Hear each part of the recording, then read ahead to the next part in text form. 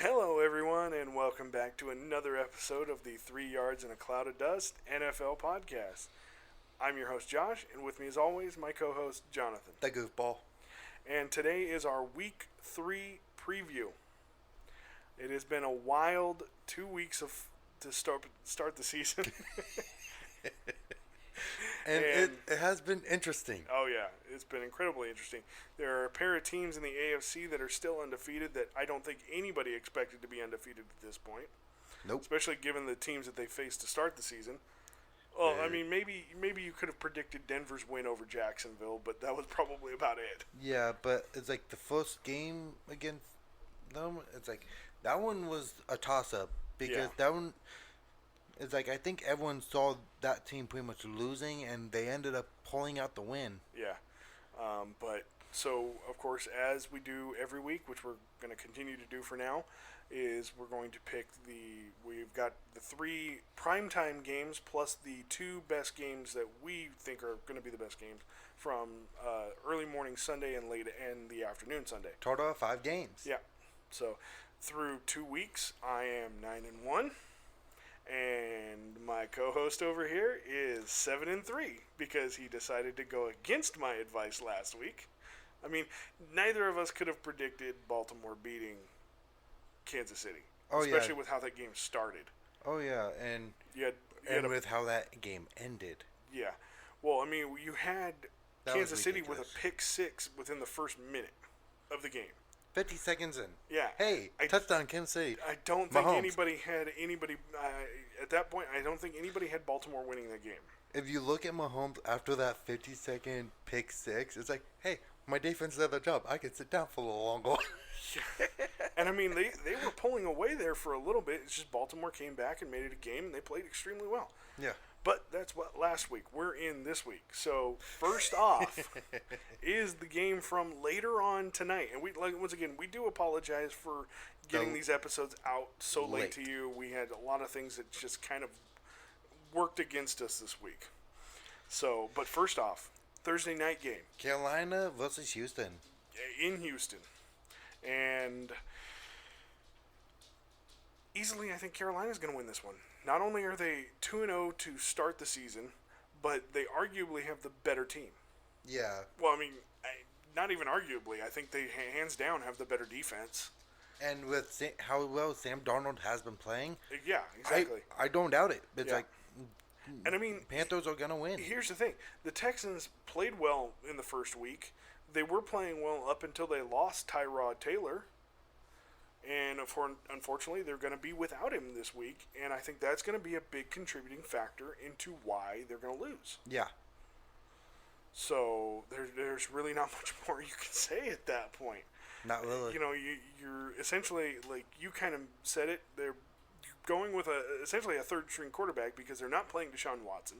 No, which is usually the first string. The second string is out, and so they're left with the first string. Yeah. Or third-string rookie, no less.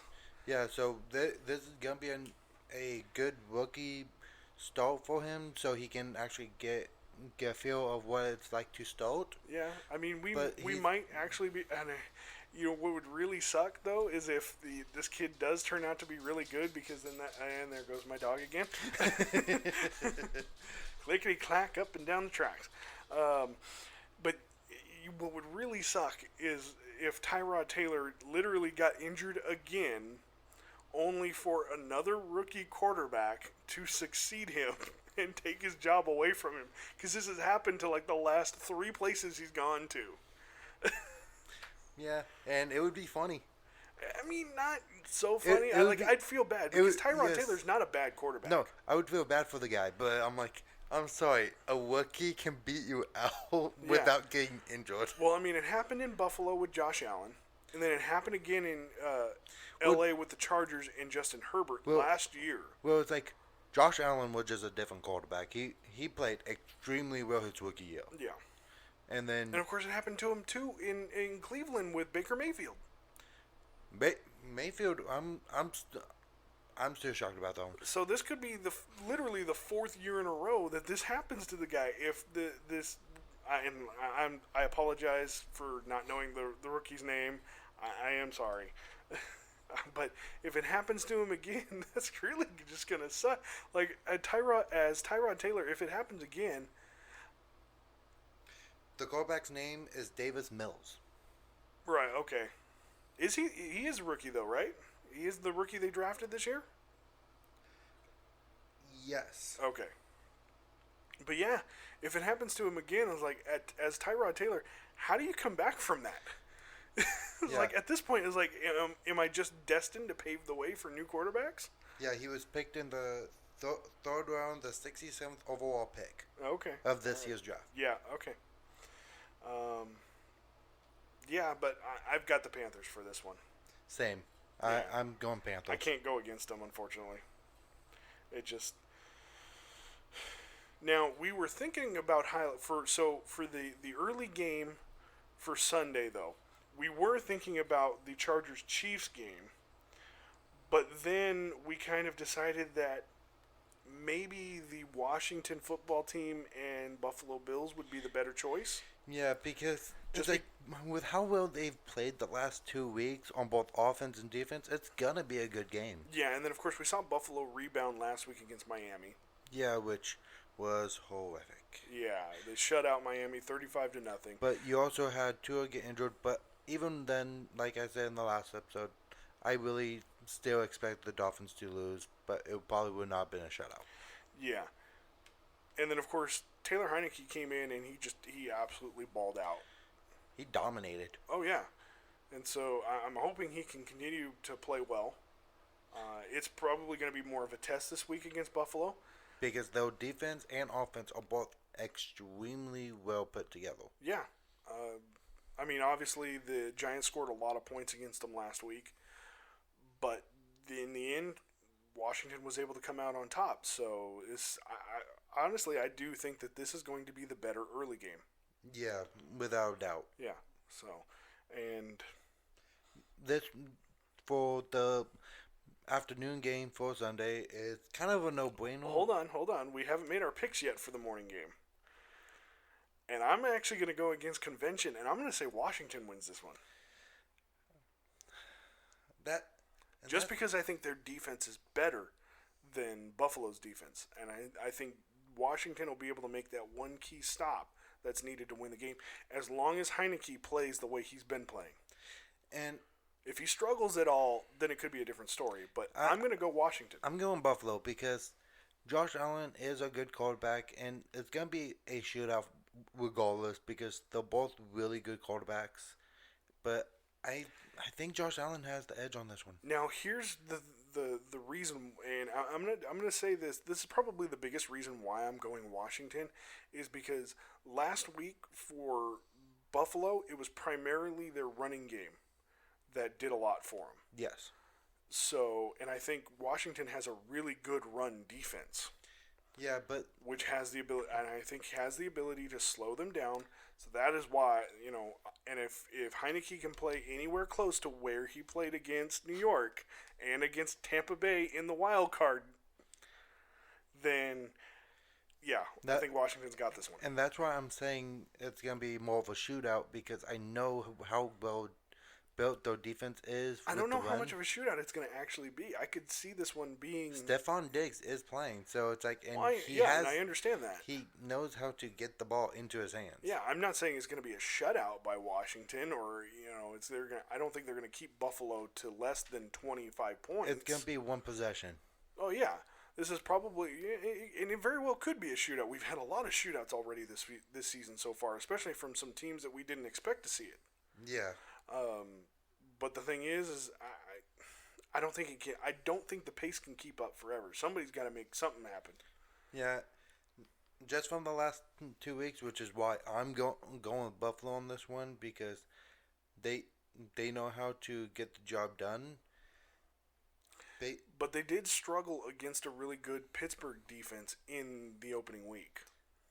Yes. So that means they could have some issues against another good defense in Washington. But Washington has shown they can let up a lot of yardage. But they also showed in week 1 that their defense is still one of the strongest and best in the NFL. That is 24th. out of 2 games. Washington is. They gave up a lot of yardage in that last game too. So the Giants' offense played extremely well in that last game. So it's still early in the season. There's still a lot of feeling out that people have to do. So yeah, I mean, this really could go either way. But I'm gonna have to take Washington in this one. I'm taking Buffalo. I really think Josh Allen is gonna show up. Yeah, and then the game we have picked for the afternoon game for Sunday. Stafford versus Brady. Yeah. That one's going to be a good battle. Battle of the undefeated teams, too. I know it's only 2-0, but they're both undefeated heading into this week. It's going to be a really good game. Oh, yeah. Without a doubt. Yeah. You're talking about 2 top 10 defenses from last year going up against one another that primarily stayed unchanged. I mean, yes, they've both kind of given up several points in the last couple of weeks, but I'm just basically with both teams, they'll both ending up around average between 360 yards to 400 yards let go on defense. Yeah. So that's still a lot of yardage on both sides. So anything could go on defense. Yeah, and I mean, obviously Brady, he's been spreading the ball around. He's been getting it to his targets. Gronk has looked great through the first 2 games. Antonio Brown has too. Yeah, like but he may not be. Antonio Brown may miss this game with an injury, something with the ankle, if I remember right. He may not be able to play this week. It's not undecided yet, or it's still undecided at this point. So we're still waiting to see. It'll probably be a game time decision. Probably because right now I'm looking at the injuries and he's not on the injury report for that game yet. Okay. So which means there was a greater chance of him actually playing.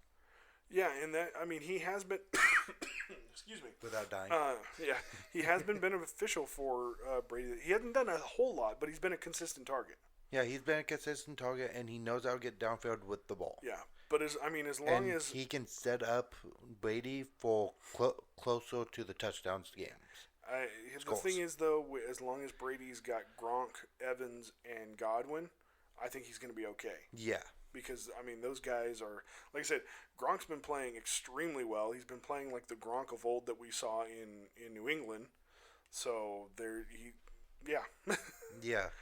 So, it's definitely going to be a good game to watch. Yeah. Which I really think this one should have been the 5 o'clock game because you have 2 really good teams, but... Yeah, but... Anyways... who you got for this one? That's the hard piece because it really is. Because you have 2 really good teams on both sides of the ball.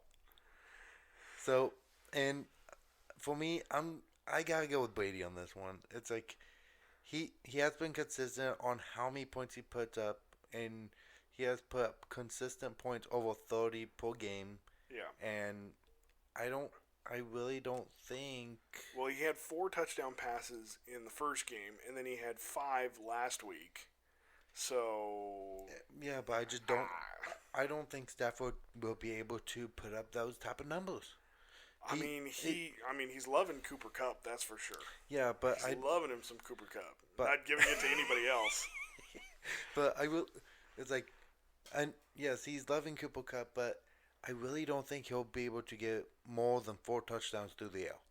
So I'm going to have to give it to Brady because it's like he did 4 in the first game, 5 in the second game. Who knows? He may get 6 this game. Yeah, and if Antonio Brown is able to play, then obviously you've got more weapons, or you've got the weapons with more talent on Tampa Bay than you do with Los Angeles. Yeah. I'm not saying they don't have talent because obviously Robert Woods, Tyler Higbee, they're still great receivers. You've got, I believe his name is Darrell Henderson, who's their new running back there, who's taken over the spot for Cam Akers. Yeah, and he's proven to be really good. And he's questionable. Yeah, that's making a tough decision for me in my running back department right now for my fantasy team. So it's going to really come down to will Henderson be able to play because he is definitely a big part of that receiving core too. Yeah, and in a game like this, obviously you're already missing Cam Akers for the rest of the season. They really can't afford to lose out on another good running back. No, not even for a week. Yeah. So let's hope he can play because. And I'm going to have to agree with you. I'm going Tampa Bay with this one, just because, like I said, I think that the weapons Brady have more consistent talent than Los Angeles. Yeah. Both good defenses, and I think they're both probably going to play extremely well. It's going to be a shootout. It probably is going to be a shootout, but because I also... you have a good passer in Stafford and a really good passer in Brady. So it's going to be a shootout regardless. But the thing is don't be surprised if this ends up being a defensive battle. Don't be surprised if the game is 17-14 going into the fourth quarter. Yeah, and it's like that's the thing. It's like they're both really good defenses. It will come down to the offenses who can break down their defense first. And it might just come down to one key play being made by a defense, like we saw in the Baltimore Chiefs game last week. The fumble. Yeah, and similar to the Dolphins Patriots game from week 1. They both basically came down to fumbles from the team who had it last. Yeah. And in order for the team that was up at the time to win. And there was one play that I'm still surprised that Baltimore even got that TD, and that's the forced fumble popped out at the 1 yard line that ended up going into Marquis' hands that he ran it in. Oh, you mean the one that popped out? Yeah, he was running it in. It popped out right into his hands, and he just went forward. Yeah, that was scary. And that was a key play for them. Yeah, definitely. But off topic. Yeah. So we both have Tampa Bay going for that one. Yes. And so next up would be the Sunday night game. Packers versus 49ers. In San Francisco. Santa Clara. Santa Clara, yeah. Now, I keep wanting to say San Francisco, but because they never changed their name, they're still the San Francisco 49ers. Because the Bay Area still. Yeah. They just moved farther south. Yeah. Of course, the Packers are coming into this 1-1 after rebounding very well against the Lions after a completely, utterly just ugly loss to the Saints in Week 1. And the Niners are running at 2-0 right now. And the Niners defense has been extremely strong the last 2 games. Yes, it has. So I think that's going to be a big key factor for the 49ers to beat Aaron Rodgers. However, their offense has been rather lacking. And that's what's going to really hit them. That's why I think Green Bay is going to come out on top in this one. And we're going to see the Niners lose their first game of the season. I really don't want to go that way, but you're right. It's like you better not go against my Green Bay pick this week. You know what it cost you last week. Well, here's the thing. It's like I'm joking, I know. Of course. Here's the thing. It's like the 49ers. Yes, their defense is strong, but the Packers defense. But so it will come down to mainly offense, and which offense is struggling more? The 49ers. Yeah. So and of course, Aaron Rodgers, despite all the drama, which of course is still going to get highlighted for probably the rest of Rodgers' career. Despite all the drama, though, he's still the better quarterback than Garoppolo. Yeah. Devontae Adams and Aaron Jones are great weapons. They're going to be really good for Rodgers for as long as he's there in Green Bay. Here's a quick stat line for, I want to say it was from last week or combined 2 weeks, but they both have 55 passing attempts. Really? Wow. And Garoppolo has 2 more than Rodgers with 39. Wow. Okay. So yeah. But it's like Green Bay does have a better run game though too.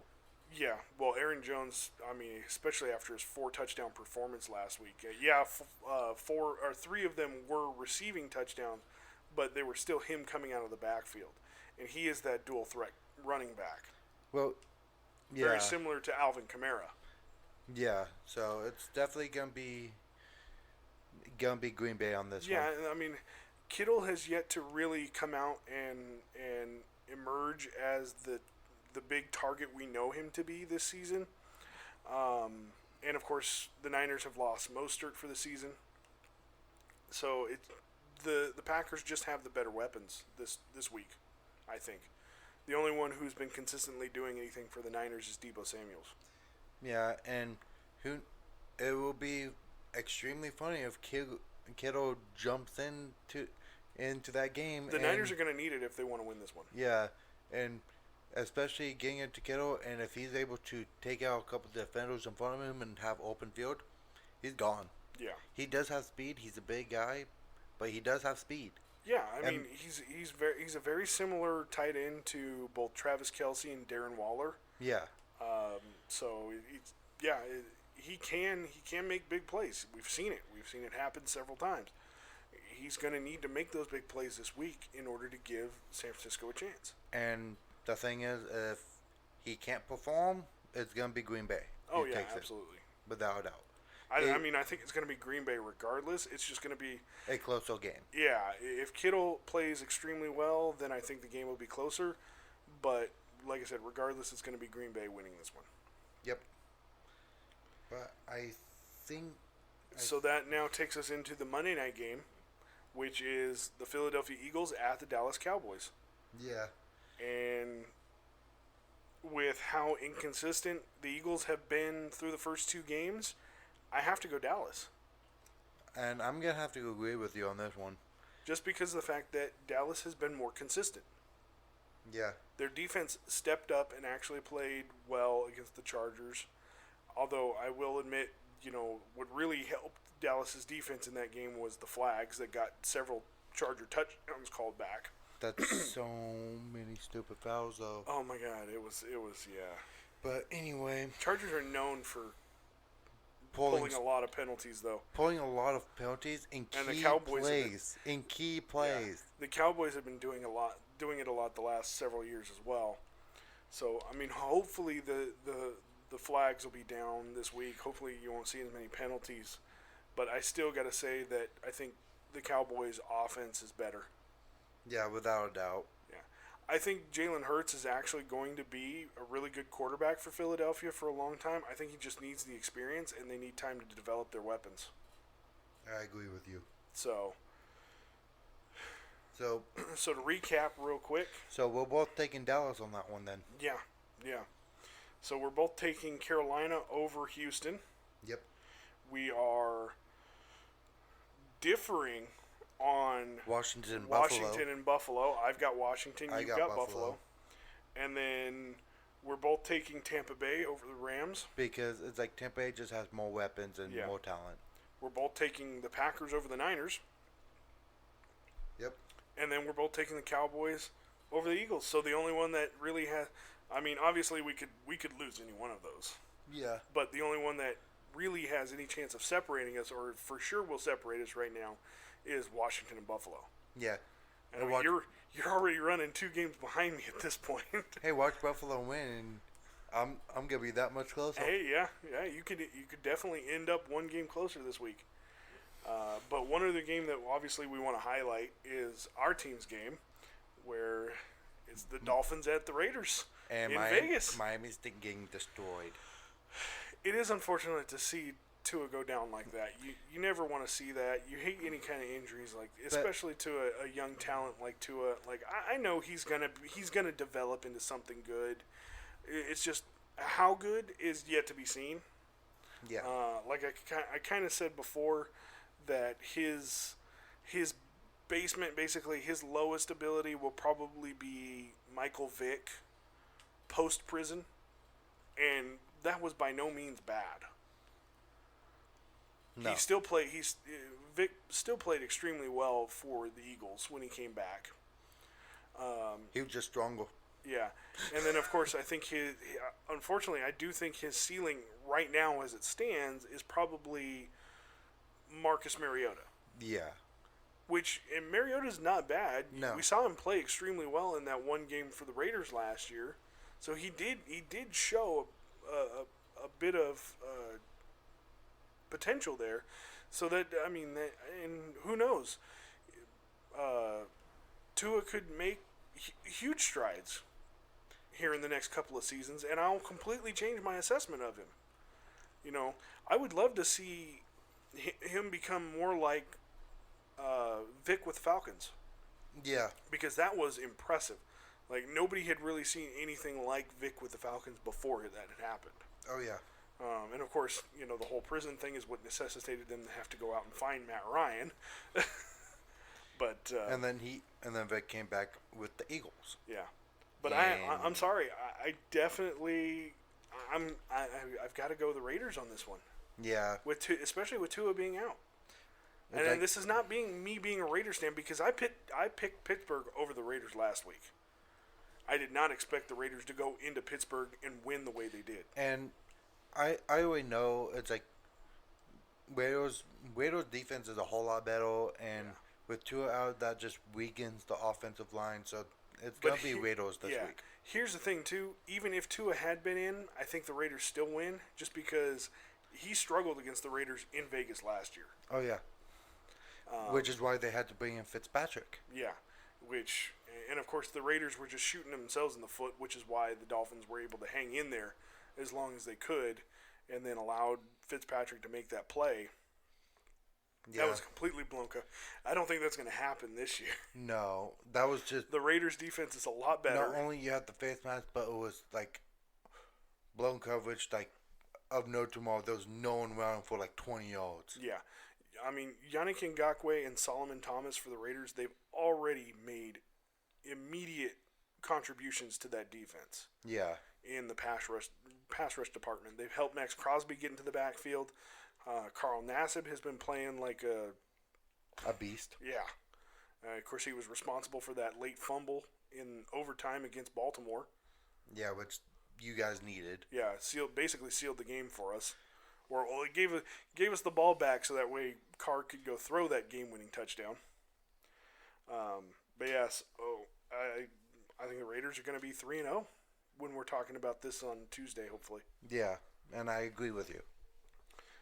It really is unfortunate for the Dolphins because they are going to lose Tua for several weeks, which means they're probably going to lose at least 3 out of the 4 games that he's going to be out. Yeah. So they're going to fall back quickly in that division.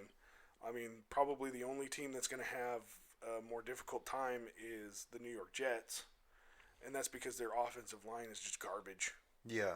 And they have, the only legitimate weapon Zach Wilson has is Corey Davis, and we saw what happened when you take him away. Wilson went and threw 4 picks. Yeah.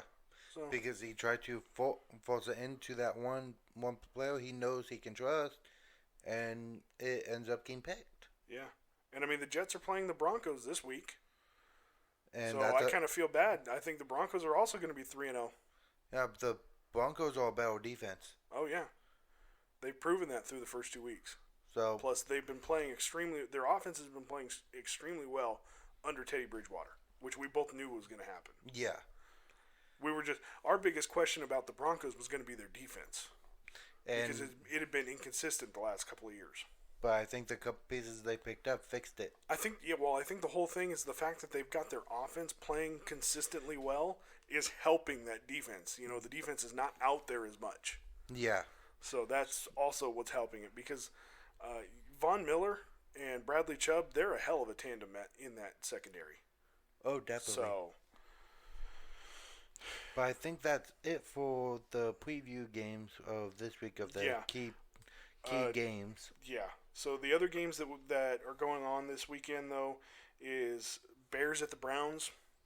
Both of them are 1-1. You have the Colts at the Titans. Colts are 0-2. Titans are 1-1. Of course, we're still waiting to hear whether or not Carson Wentz is going to play that game. You have the Falcons at the Giants. Both teams are 0-2, so somebody's got to come away with a win. You have the Chargers at the Chiefs. Both of those teams are 1-1, trying to rebound from losses last week.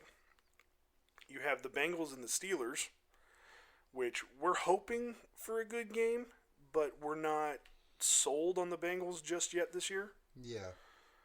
Then you have the Ravens at the Lions. This should be an easy win for the Ravens, to be honest, with how their defense, their defense has given up quite a few points, but they've also been responsible for several turnovers in the first couple of weeks.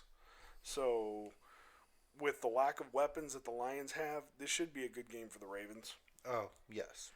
And then the Saints at the Patriots. Saints have just been too inconsistent over the first two games. You know, they had the big blowout win against Green Bay, and then they had the blowout loss last week to Carolina. So I don't think we can really say what's going to happen there. You have the Cardinals at Jacksonville, with the Cardinals coming in 2-0 and Jacksonville 0-2. We already highlighted the Jets at the Broncos. Seahawks will be in Minnesota facing the Vikings. And that's it. Yep. For this week. No one on bye. No, that won't. I believe that starts next week or possibly the week after. I'm not too sure with when the buys are starting this year because of the added game. Week 6. Okay, so we get 5 weeks of unadulterated football. Nice. Yep. But yeah, so these games, a lot of these games should be really good. At least we're hoping. Obviously, there'll most likely be some letdowns here and there. We're looking at you, New York, both teams. But yeah, so that is our preview for week 3. Can't wait to see what we get right, what we get wrong. See what upsets end up happening to ruin our record even further. I will be undefeated this week. You hope so. I will be. Your final fantasy. your fantasy football team may not be undefeated this after this week. But yeah, before we go, obviously the last several episodes and what we're continuing to do for the entire month is highlighting National Suicide Prevention Awareness Month, which is the month of September. As of right now, there should be the number for the National Suicide Hotline up on the screen.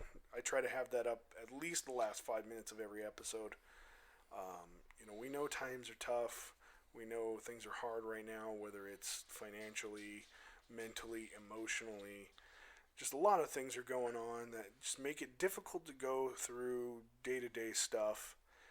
And we want you to know that we understand where you're coming from. We understand how you feel. You're not alone. There are people out there that are willing and ready to help you. Just call that number that's up on the screen right now.